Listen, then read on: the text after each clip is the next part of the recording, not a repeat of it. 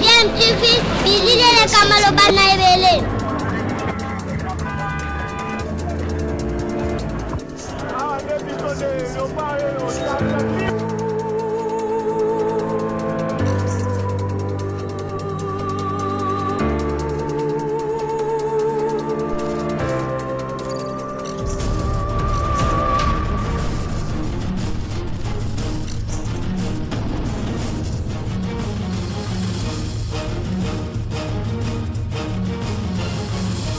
DMTV toujours en avant. Vous êtes sur DMTV, bonjour, nous sommes heureux de vous retrouver une fois de plus pour partager avec vous un moment d'analyse, de réflexion par rapport à un sujet d'actualité qui nous préoccupe. Mais avant cela, nous revenons toujours sur cette pandémie, cette maladie à virus Covid-19 qui continue à faire des ravages dans le monde entier et dont la progression ne s'arrête pas également en République démocratique du Congo. Nous vous recommandons à continuer d'observer des mesures barrières car la prévention reste le seul traitement efficace contre cette pandémie. Protégez-vous donc, protégeons-nous tous en portant des masques lorsque nous nous retrouvons à l'extérieur de nos maisons. Également, continuons à respecter aussi tant que possible la distanciation sociale d'au moins 1 mètre.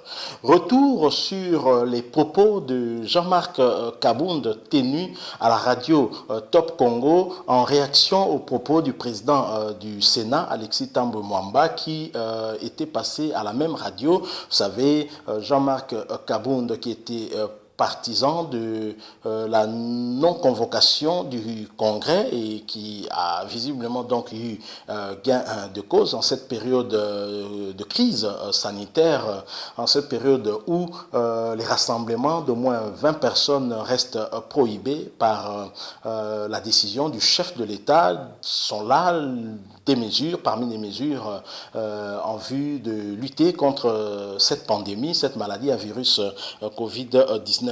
Alors, parmi les propos qu'avait tenu le vice-président de l'Assemblée nationale, Jean-Marc Kabound à Kabound, ce dernier avait affirmé à la radio au Top Congo, et nous l'avons tous suivi, que le Congrès était tellement budgétivore avec un budget de 7 millions de dollars et que ce n'était pas possible de pouvoir le convoquer et l'organiser. C'est donc à ce niveau-là que se pose le problème. 7 millions pour certains, ils disent que Jean-Marc Kabound a menti. Nous avons par exemple suivi les honorables Christelle Vwanga ainsi que Albert Kayumba lors d'une émission à la télé. Ces derniers s'étaient étonnés qu'un congrès puisse coûter jusqu'à cette somme, étant donné que la somme que recevaient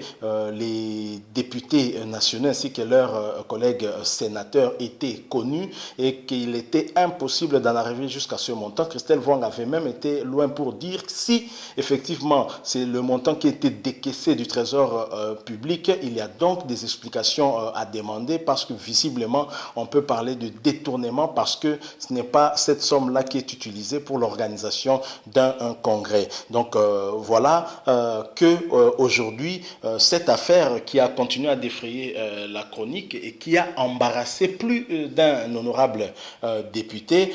Un parmi eux, l'honorable Jean-Jacques Mamba, est allé beaucoup plus loin à adressé une lettre au premier vice-président de l'Assemblée nationale, Jean-Marc Kabound à Kabound, en transmettant copie pour information à Madame la Présidente, Janine Mabunda. Je vais vous lire l'extrait de sa lettre datée du lundi 16 avril et réception accusée par le bureau de l'Assemblée nationale à la date du 17 avril, donc hier.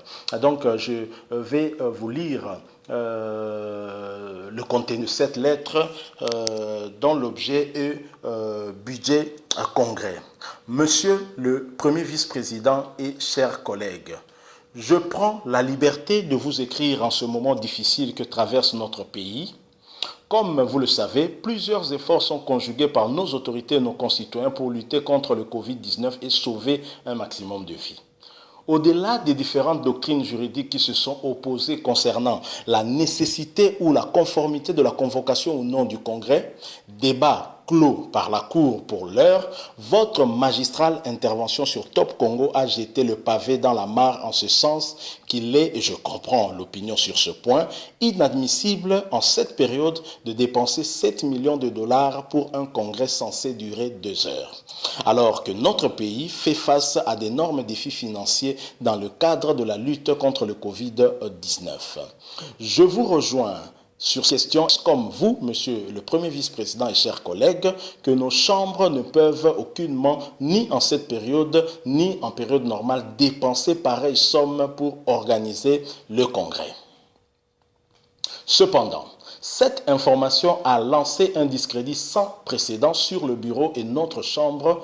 Elle nous a mis en difficulté dans l'opinion et d'une certaine manière a inhibé le débat démocratique que j'encourage du reste sur la question soulevée dans votre intervention, en ce sens que vous avez agité à dessein une corde si sensible que vos détracteurs, parmi lesquels figurent vos collègues, ont été réduits dans l'imaginaire collectif à la portion congrue des députés insidieusement et uniquement intéressés par le partage des 7 millions allégués dans votre propos sur Top Congo.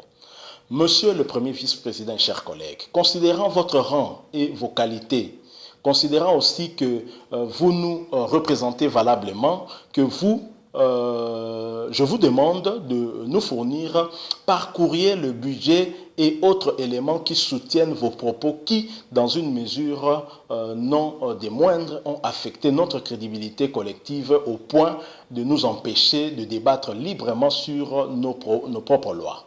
Il est question de bonne gestion des deniers publics par l'institution qui se veut la plus exemplaire en la matière. Il est aussi question de toujours, pour les membres du bureau, adopter des attitudes et comportements conformes au règlement d'ordre intérieur pour préserver le prestige et la crédibilité de notre institution.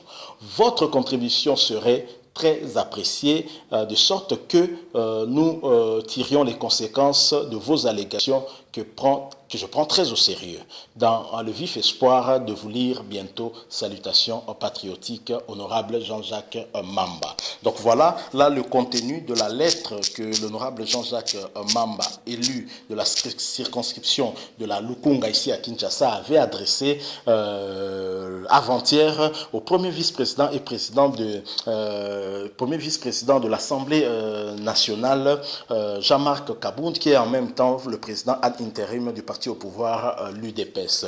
C'est dire que si un député se permet d'adresser en fait un tel courrier, ça veut dire que le député s'étonne du montant allégué par le premier vice-président, qui est donc un des membres influents du bureau de l'Assemblée nationale, donc le bureau qui les dirige. Et donc, pourquoi autant de dirigeants pourquoi autant d'honorables s'étonnent de ce budget donné par Jean-Marc Kabound? Est-ce que Jean-Marc Kabound aurait menti pour en fait mettre la pression sur Alexis Thambwe Mwamba et ainsi déjouer leur plan de convoquer le Congrès? Et si ce dernier aurait menti, pourquoi prendre la parole en qualité du premier vice-président de l'Assemblée nationale et donner des informations visiblement fausses, ainsi troubler l'opinion nationale et internationale qui serait offusquée de constater qu'un congrès qui serait convoqué que pour quelques heures engloutirait une somme de 7 millions de dollars, alors que pour la riposte contre le Covid-19, le professeur docteur Jean-Jacques Muyembe avait sollicité une somme de plus de 100 millions de dollars, mais que la somme qui a été disponibilisée de moins de 2 millions de dollars, vous imaginez le choc que cela a causé dans le chef de la population population. Je pense que l'honorable Jean-Jacques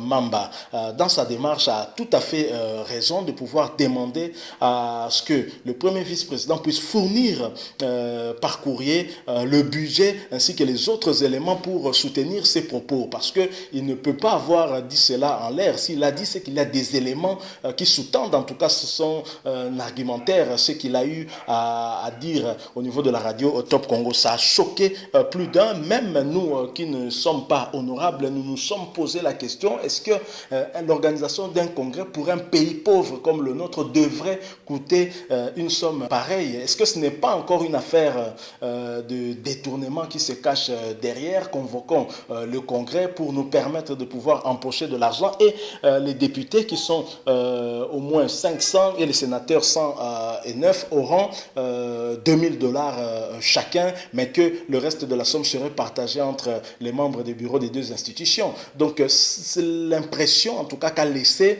les propos de Jean-Marc Kabound était celui-là. Il a voulu discréditer en fait ses collègues, oubliant que lui-même faisait partie de ce bureau. Alors si Jean-Marc Kabound a des éléments pouvant confirmer qu'effectivement le budget d'un congrès coûterait cette somme, qu'il les apporte, puisque visiblement ce budget-là a lui-même aussi offusqué, comme ça offusque toute la population. Mais déjà, avoir les réactions des députés nationaux, nous avons des raisons de penser que Jean-Marc Kabound aurait exagéré, pour ne pas dire aurait menti, certainement dans le cadre de ce combat politique, pour pouvoir aussi mettre en difficulté Alexis Thambwe Mwamba et Janine Mabunda, qui sont du FCC. Vous savez, les contours autour de la convocation de ce congrès, pour certains, pensaient qu'il y aurait eu peut-être à l'occasion un coup d'état institutionnel, et que Alexis Thambwe Mwamba, en mettant en accusation Félix Tshisekedi pour haute trahison, prendrait sa place. Il y a plusieurs personnes qui ont pensé comme tel, et c'est ainsi que Jean-Marc Kabound s'est levé pour venir, comme à son habitude, encore une fois à la rescousse du chef de l'État Félix-Antoine Tshisekedi, comme pour dire que nous, tes lieutenants, nous sommes là, mais venir mentir là, c'est quand même préjudiciable, surtout pour quelqu'un qui est premier vice-président de notre Assemblée nationale. Nous arrivons à la fin de notre analyse en rapport avec cette affaire de 7 millions de dollars de budget pour le Congrès. Si vous avez aimé, laissez-nous un j'aime, et aussi, si vous n'êtes pas encore abonné, abonnez-vous sur cette chaîne et cliquez également sur la cloche qui apparaîtra juste à droite pour ne rien manquer de nos prochaines vidéos. Aussi, n'oubliez pas de continuer à observer des mesures barrières pour lutter contre la propagation de cette maladie à virus Covid-19. DMTV vous dit au revoir.